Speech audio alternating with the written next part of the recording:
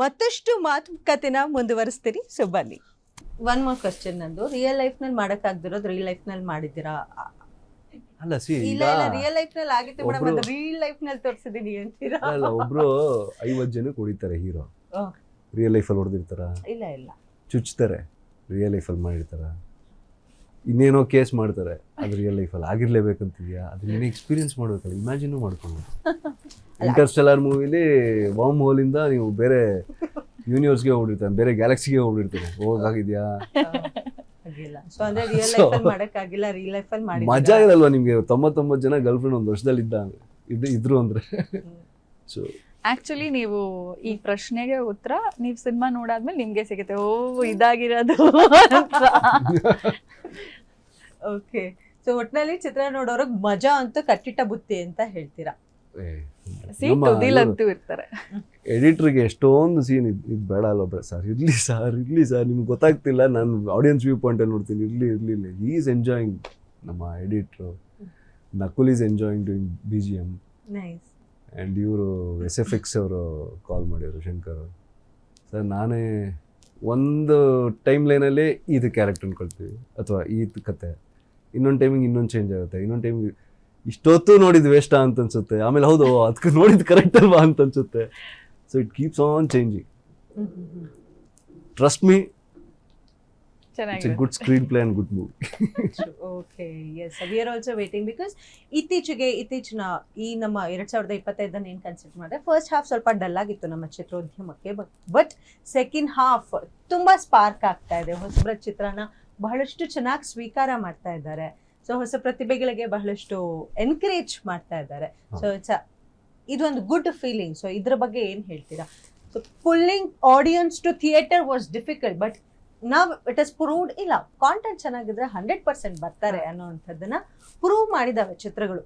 So ಇದ್ರ ಬಗ್ಗೆ ಏನು ಹೇಳಲಿಕ್ಕೆ ಇಷ್ಟಪಡ್ತೀವಿ? ಸಿ, ನಾವು ಐ ಆಮ್ ಆಲ್ಸೋ ಎನ್ ಆಡಿಯನ್.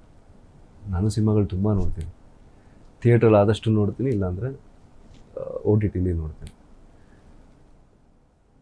ನನಗೇನು ಕೊಡ್ತಿದ್ದೀರಾ ಅಂತ ನಾನು ಕೇಳ್ತೀನಿ. ಲೈಕ್ ನನ್ನ ಎಲ್ಲಿ ಎಂಟರ್ಟೈನ್ ಮಾಡ್ತಿದ್ದೀರಾ? ಓಕೆ, ಯಶ್ KGF ಮಾಡಿದಾಗ he has done already googly, Ramachari, ಅದೆಲ್ಲ ತುಂಬ ದೊಡ್ಡ ಸಿನಿಮಾ ಮಾಡಿದ್ರು, ಬಿಗ್ ಹಿಟ್ಸ್. ನಾವು ಯಶ್ ನಡ್ಕೊಂಬರ್ತಾಯಿದ್ರೆ ನಮ್ಗೆ ಖುಷಿ. ಬಟ್ ನನಗಿಂತ ಜೂನಿಯರ್ ಅಥವಾ ಯಾರು ಹೊಸಬಾನು ಹಿಂಗೆ ತಿರುಗ್ಬಿಟ್ಟು ಲುಕ್ ಕೊಡ್ತಾನೆ, ಒಂದು 50 ಜನಕ್ಕೆ ಕೊಡ್ತಾನೆ, ಯು ಕಾಂಟ್ ಡೈಜೆಸ್ಟ್ ಅಲ್ಲ. ಎಷ್ಟೊಂದು ಸಿನಿಮಾಗಳು ಹಂಗೆ ಹೋಗಿದೆ ನನ್ನ ಪ್ರಕಾರ. ಈಗ ಸುದೀಪ್ ಸರ್ ಹಿಂಗೆ ಲುಕ್ ಕೊಟ್ಟರೆ, ದರ್ಶನ್ ಸರ್ ಹಿಂಗೆ ಲುಕ್ ಕೊಟ್ಟರೆ, ಅಪ್ಪು ಒಂದು ತಮಾಷೆ ಮಾಡೋದೆಲ್ಲ ಬಿಲ್ಡಪ್ಸ್ ಹೇಳ್ತಿರೋದು. ಫಾರ್ ಎಕ್ಸಾಂಪಲ್ ನೀವು ಹೇಳ್ತೀರಾ ಸೂ ಫ್ರಮ್ ಸೌ ಅಂತ ಅನ್ಸುತ್ತೆ, ಕರೆಕ್ಟಾ? ಈಗ ಬ್ಲಾಕ್ ಬಸ್ಟರ್ ಸೆಕೆಂಡ್ ಹಾಫ್ ಬಂದಂತ ಎಲ್ಲ ಚಿತ್ರಗಳು, ಏಕ ಆಗಿರ್ಬೋದು, ಜೂನಿಯರ್ ಆಗಿರ್ಬೋದು, ಸಿಂಪಲ್ ಆಗಿದೆಯಾ ಮೂವಿ? ನನಗೆ ನಗಿಸ್ತಾರ, ನನ್ನ ನಗಿಸ್ತಾರ, 2.5 ಗಂಟೆ ಖುಷಿಯಾಗಿಡ್ತಾರ, ಅಷ್ಟೇ ತಾನೇ ಬೇಕಿರೋದು. ಇಲ್ಲ ಯಾವುದಾದ್ರೂ ಒಂದು ಎಮೋಷನ್ ಕೊಡಿ ಅಂತ ನಾನು ಕೇಳೋದು. ಇಲ್ಲ ಅಳಿಸ್ಬಿಟ್ಟು ಕಳಿಸಿ, ಇಲ್ಲ ನಗಿಸ್ಬಿಟ್ಟು ಕಳಿಸಿ.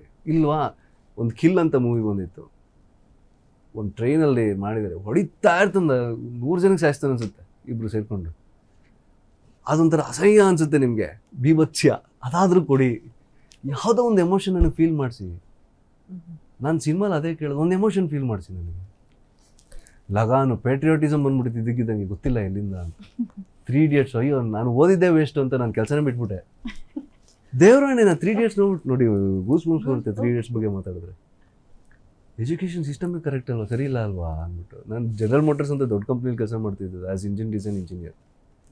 ಕೆಲಸನೇ ಬಿಟ್ಬಿಟ್ಟೆ 3 Idiots ನೋಡ್ಬಿಟ್ಟು. ಯಾವ ಸೀನ್ ಗೊತ್ತಾ, ಮಾಧವನ್ಗೆ ಅವ್ರ ಅಪ್ಪ ಕ್ಯಾಮ್ರಾ ತಂದು ಕೊಡ್ತಾರೆ, ಕರೆಕ್ಟ್ ಅಲ್ವಾ? ನಮ್ಮ ಅಪ್ಪ ಬೇರೆ ಪಕ್ಕದಲ್ಲಿದ್ದು, ಸುಮ್ಮನೆ ನೋಡಿದೆ, ಅವ್ರ ಕಣ್ಣಲ್ಲಿ ನೀರಿತ್ತು. ನೆಕ್ಸ್ಟ್ ಡೇ ಔಟ್ ಕೆಲಸ ಬಿಡ್ತೀನಿ. ಆ ಥರ ನಾನು ಆ್ಯಕ್ಟಿಂಗ್ ಮಾಡ್ತೀನಿ, ಏನೋ ಮಾಡ್ತೀನಿ, ಸಿನಿಮಾ ಇಂಡಸ್ಟ್ರಿಗೆ ಹೋಗ್ತೀನಿ, ನಂಗೆ ಇಷ್ಟ ಇದೆ. ಸೊ ಆ ಥರ ಒಂದು ಎಮೋಷನ್ ಕೊಡಿ ನನಗೆ ಅಂತ ಕೇಳೋದು. ಆ್ಯಸ್ ಎನ್ ಆಡಿಯನ್ಸ್ ನಾವು ಮಾತಾಡ್ತಿರೋದು ಇಷ್ಟೊತ್ತು. ಓಕೆ, ಬಟ್ ಎಷ್ಟು ಜನ ಟಚ್ ಮಾಡ್ತಿದ್ದಾರೆ ನಿಮ್ಮನ್ನ? ಎಷ್ಟು ಜನ ನಿಮ್ಮ ಮನಸ್ಸಿಗೆ ಸಿನಿಮಾ ಕೊಡ್ತಿದ್ದಾರೆ? ನಿಮ್ಮ ಮನಸ್ಸು ಖುಷಿ ಆಗೋ ಥರ ಏನಾದರೂ ಒಂದು ಎಮೋಷನ್ ಕೊಡಿ. ಈಗ ಜೋಗಿ ಹಿಟ್ಟಾಯಿತು, ತಾಯಿ ಸೆಂಟಿಮೆಂಟು, ಕಣ್ಣಲ್ಲಿ ನೀರು ಬಂದ್ಬಿಡುತ್ತೆ ಆ ಒಂದು ಕ್ಲೈಮ್ಯಾಕ್ಸಲ್ಲಿ. ಕಾಮಿಡಿನೂ ಇದೆ ಅದರಲ್ಲಿ. ರೌಡಿಸಮ್ಗಿಂತ ತಾಯಿ ಸೆಂಟಿಮೆಂಟ್ ನನ್ನ ಪ್ರಕಾರ. ಮುಂಗಾರು ಮಳೆ, ಏನು ಮುಂಗಾರು ಮಳೆ, ಟೈಟಾನಿಕ್ 2 ಒಂದೇ ಸ್ಟೋರಿ ನನಗೆ. ಅದರ ಶಿಪ್ ಇದೆ, ಇಲ್ಲಿ ಮಳೆ ಇದೆ. ಎರಡು ಒಂದೇ ಸ್ಟೋರಿ. ಒಂದು ಎಂಗೇಜ್ ಆಗಿರೋ ಹುಡುಗಿನ ಪಟಾಯಿಸ್ಕೊಳ್ತಾರೆ, ಕರೆಕ್ಟಾ? ಇಬ್ರಿಗೂ ಸಿಗಲ್ಲ, ಕರೆಕ್ಟಾ? ಎರಡರಲ್ಲಿ ಎಮೋಷನ್, ಎಂಥ ಲವ್ ಎಮೋಷನ್ ಇದೆ, ಮತ್ತು ಕಾಮಿಡಿ ಇದೆ ನಮ್ಮ ಮುಂಗಾರಲ್ಲಿ. ಮೊನ್ನೆ ಮ್ಯಾಕ್ಸ್ ಹೊಡಿತಾರೆ ಮಜವಾಗಿದೆ ಒಬ್ಬ ಪೊಲೀಸ್, ರಿಟೈರ್ಡ್ ಆಗಿ ಸಸ್ಪೆಂಡ್ ಆಗಿರೋ ಪೊಲೀಸ್. ಸೊ ಹಂಗೆ ಏನಾದರೂ ಸಿನಿಮಾ ಈಸ್ ಅನ್ ಎಮೋಷನ್, ಅದನ್ನು ಕೊಡಬೇಕು. ಕೊಟ್ಟಿದ್ದ ಸಿನಿಮಾಗಳು ಹಿಟ್ ಆಗ್ತವೆ. ಸೊ ನೀವಿಬ್ರು ಸ್ಮಾಲ್ ಸ್ಕ್ರೀನ್ ಅಲ್ಲಿ ತುಂಬಾ ಫೇಮಸ್ ಕಪಲ್, ಬಿಗ್ ಸ್ಕ್ರೀನ್ ಅಲ್ಲಿ ಮುಂದಿನ ದಿನಗಳಲ್ಲಿ ಇಬ್ರು ಒಟ್ಟಾಗಿ ಸಿನಿಮಾ ಮಾಡೋದು ಮಿಸ್ 100%. ಮಾಡ್ಕೊಳ್ವಾ? ನಾನೊಂದು ಕತೆ ಬರ್ದಿದ್ದೀನಿ. ಸದ್ಯಕ್ಕೆ ಹೌದಾ? ಹಾ, ವಾವ್, ನೈಸ್. ಹೆಸರು ಬಿಸಿ ಊಟ ಅಂತ. ಬಿಸಿ ಊಟ? ಅಲ್ಲ, ಸೂಪರ್. ಅದೇ ಡೋಂಟ್ ಟೇಕ್ ಇಟ್ ಇನ್ ಇಲ್ಲ ಇಲ್ಲ ಇಲ್ಲ, ನಾನು ಬಿಸಿ ಅದೇ ಇನ್ನೊಂದ್ಸರಿ ಕೇಳಿಸ್. ಬಿಸಿ ಊಟ ಅಂದ್ರೆ ಗೌರ್ಮೆಂಟ್ ಸ್ಕೂಲಲ್ಲಿ ಬಿಸಿ ಊಟ ಆಗ್ತಾರಲ್ಲ, ಓಕೆ. ಕ್ಯಾರೆಕ್ಟರ್ ಏನು ಅಂತೆಲ್ಲ ಕೇಳ್ಬೇಡಿ, ಅದೊಂದು ಆಲ್ರೆಡಿ ಒಂದು ಸ್ಟೋರಿ ರೆಡಿ ಇದೆ. ನೈಸ್. ಕವಿತಾ ಅವ್ರಿಗೆ ಸರ್ಪ್ರೈಸ್ ಆದ್ರೆ ಇವಾಗಲೇ ಕೇಳಿದ್ದ ನೀವು? ಇಲ್ಲ ಅಂದ್ರೆ ನಾನು ಫಸ್ಟು ಫ್ಲರ್ಟ್ ಕೇಳಿದಾಗಲೇ ನಾನು ವಾವ್ ಇದು ಅಮೇಝಿಂಗ್ ಆಗಿದೆ, ಐ ಥಿಂಕ್ ಇವು ಮಾಡಲೇಬೇಕು ಆದಷ್ಟು ಬೇಗ ಅಂತ ಹೇಳ್ತಿದ್ದೆ. ಅದಾದ್ಮೇಲೆ ಇಲ್ಲ ಇನ್ನೊಂದು ಕತೆ ಬರ್ತಿದ್ದೀನಿ ಕೇಳು ಅಂದ್ಬಿಟ್ಟು ಇನ್ನೊಂದು ಹೇಳಿದ್ರು, ಇನ್ನೊಂದು ಬರ್ತಿದ್ದೀರಾ ಅಂತ ನೋಡ್ತಿದ್ದೆ. ಅದೂ ತುಂಬಾ ಚೆನ್ನಾಗಿದೆ. ಅದಾಗಿ ಇದೇ ರೀತಿ ಬರ್ತಾರೆ ಒಂದ್ ದಿವಸ ಮನೆಗೆ ಬರ್ಬಿಟ್ಟು ನಾನು ಕತೆ ಹೇಳ್ತೀನಿ ಕೇಳು ಹೇಗಿದೆ ಅಂತ ಕೇಳ್ತೀರಿ. ಹೇಳೋ ಕತೆ ತುಂಬಾ ಚೆನ್ನಾಗಿರ್ತೈತಿ, ಹೇಗ್ ನಡೆಯುತ್ತೆ ಅಂತ ನೋಡ್ತಾ ಇರ್ತೀನಿ.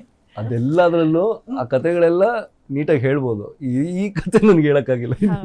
ಓಕೆ, ಸೊ ಮುಂದಿನ ದಿನಗಳಲ್ಲಿ ಇಬ್ಬರನ್ನು ಕೂಡ ಒಂದು ಚಿತ್ರದಲ್ಲಿ ನಮ್ಮ ಕನ್ನಡ ಪ್ರೇಕ್ಷಕರು ನೋಡಿ ಕಣ್ ತುಂಬ್ಕೊಬಹುದು. ಎಸ್ ಮೇ ಬಿ ಎಸ್ ಅಂದ್ರಲ್ಲ, ಬಿಸಿ ಊಟ 100%. ಟೈಟಲ್ ಗ್ಯಾರಂಟಿ ನ್ಯೂಸ್ ನಲ್ಲಿ ಎಕ್ಸ್ಕ್ಲೂಸಿವ್ ಬ್ರೇಕ್ ಆಯ್ತು. ಬಿಸಿ ಊಟ